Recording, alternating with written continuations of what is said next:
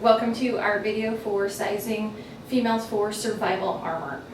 We're going to start with the officer standing and take a couple of just basic measurements. We're going to start with the full chest measurement. So have the officer lift their arms, come around the fullest part of their chest, and we can relax your arms a little bit.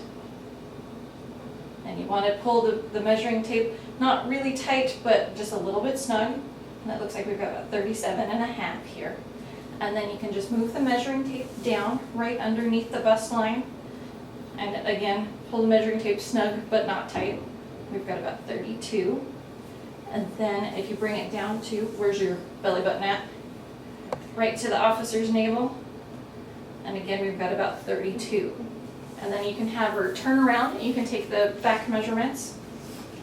You want to take it from the base of the neck down to where the top of the duty belt would be, and on her we're looking at about 14.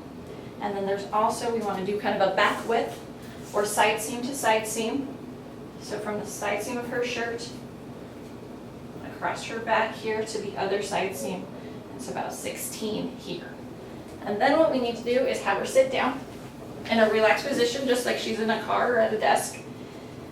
And the first measurement you want to take is her front measurement, just from the clavicle notch down to her navel or where her duty belt is sitting. That's about 14 inches on her. And then for the rest of them, we'll need a straight ruler. It's usually best to use something that you can't see through. It's just easier to read that way. So you want to take a clavicle to point. So just feel where her clavicle is, down to the point, and here kind of use your best estimation. We've got about 7.5 inches.